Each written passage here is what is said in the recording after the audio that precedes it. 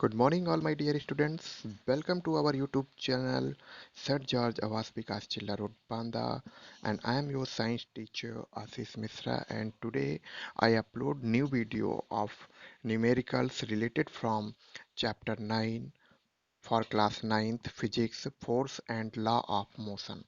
So students, today we discuss in this chapter which give you in last class there are four numericals from question number 7 to 13.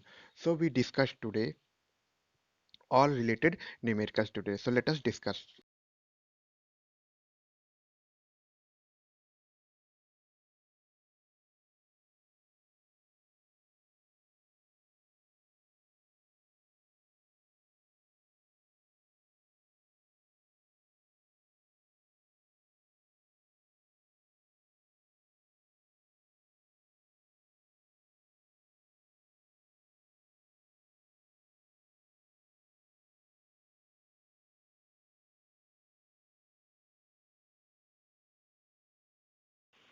Okay student, तो हम ये question आप देख रहे हैं, उसका solution देख रहे हैं। हम सबसे पहले क्वेश्चन ए की बात करेंगे।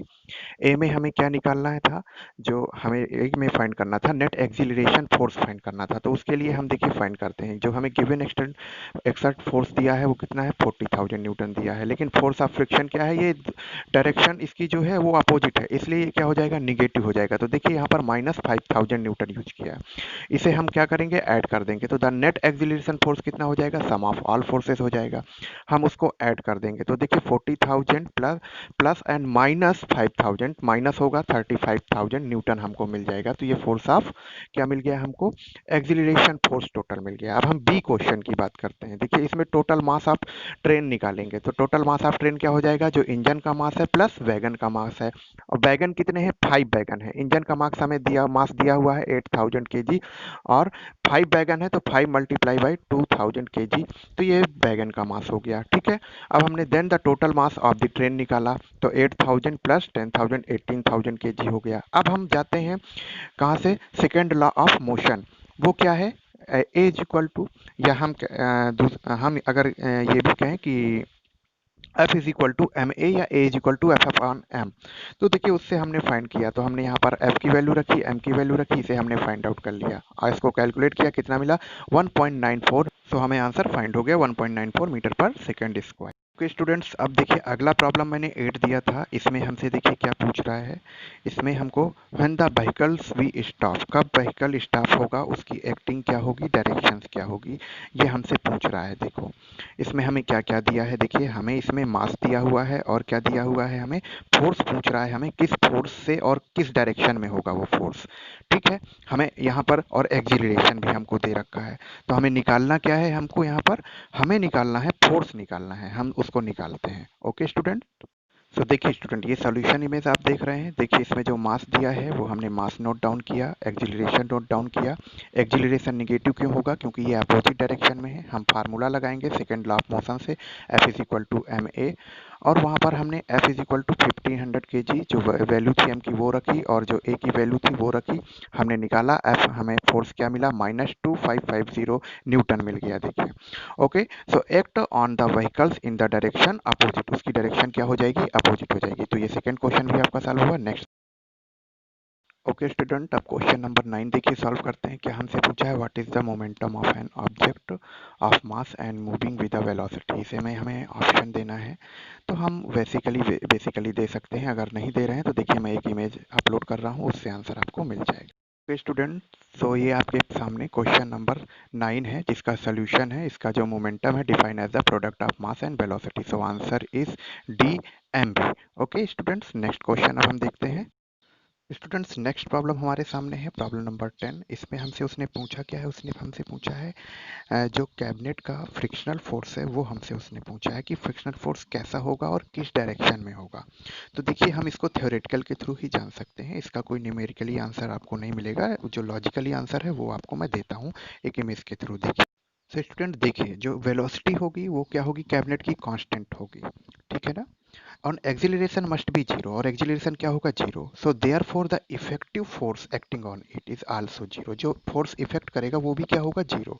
सो this implies that the magnitude of opposite frictional force is equal to the force of exert on the cabinet. जो फोर्स एक्सटर्ट किया जाएगा कैबिनेट के, वो दोनों आपस में क्या होंगे, वो अपोजिंग हो गया। अपोजिंग फोर्स कितना होगा, जिस फोर्स से अप्लाई करेगा, तो उसने कितना फोर्स अप्लाई किया, 200 न्यूटन।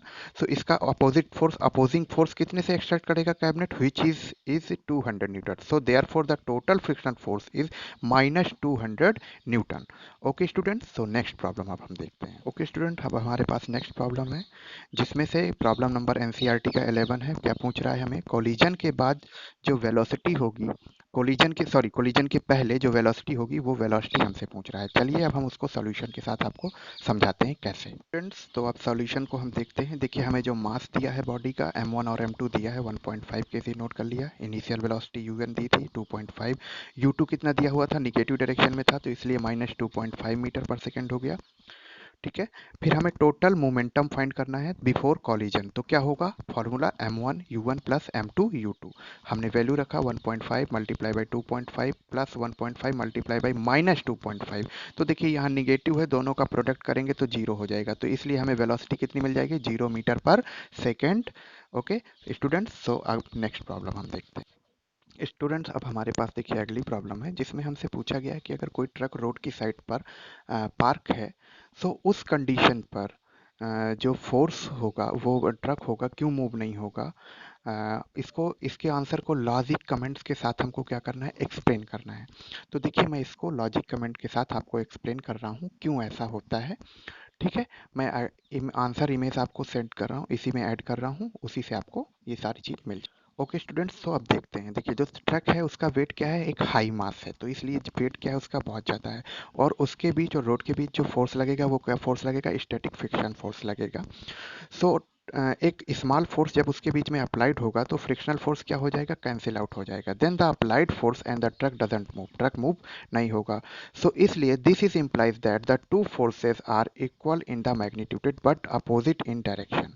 ठीक है, दोनों फोर्सेस अपोजिट इन डायरेक्शंस में होते हैं। Since the person pushing the truck is not displayed when the truck is doesn't move, therefore the student logic is correct. So okay students, बाकी सब next class में discuss करते हैं। और अगर आपको चैनल में सारी चीज़ें पसंद आती हैं तो चैनल सब्सक्राइब करें और लाइक करें। Okay, thank you.